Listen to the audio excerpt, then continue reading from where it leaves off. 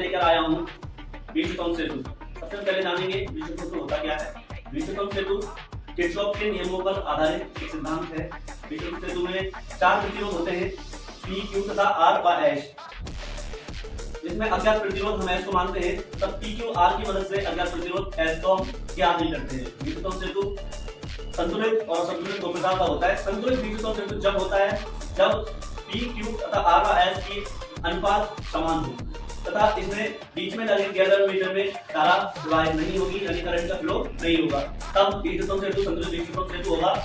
और जब P, Q तथा R व S यानी P/Q तथा R/S का अनुपात यदि बराबर नहीं होगा तो बीजगणित सेतु असंतुलित होगा, इसमें गैल्वेनोमीटर में धारा का प्रवाह होने लगेगा।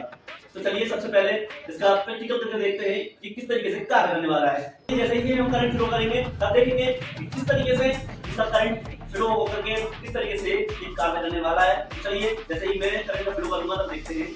देखिए जैसे ही मैंने करंट का फ्लो किया तो P, Q, R व S तीनों में यानी चारों में करंट का फ्लो हुआ, लेकिन बीच में लगे एक प्रतिरोध यानी एक बदल मान सकते हैं कि गैल्वेनोमीटर में करंट का फ्लो नहीं हुआ।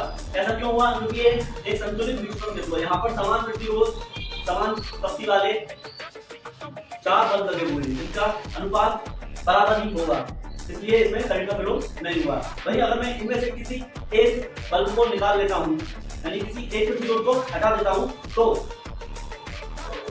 जैसा कि आपने देखा, जैसे ही मैंने एक बल्ब को हटाया तो बीच में करंट फ्लो होने लगा, यानी ये असंतुलित बीजगणित सेतु बन गया। जैसे ही मैं इसको पुनः लगाऊंगा तो फिर से करंट फ्लो होगा और संतुलित बीजगणित सेतु प्राप्त होगा हमें, और इससे करंट फ्लो नहीं होगा।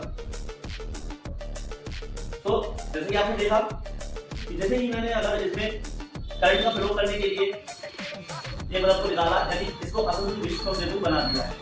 अगर मैं इनमें से किसी एक अनुपात की प्रतिरोध को निकाल दूं तो इसमें करंट फ्लो पुनः होने लगेगा। जैसे ही मैंने एक बल्ब को निकाला इसमें करंट फ्लो हुआ और जैसे ही पुनः उसको लगाया तो इसमें करंट का फ्लो रुक गया। इसी हमारा बीजगणित सेतु सिद्धांत पर कार्य करता है। बीजगणित सेतु जिसने बीजगणित में तैयार किया था, यह किरचॉफ के नियमों पर आधारित है। तो थैंक यू फॉर दिस। जय हिंद।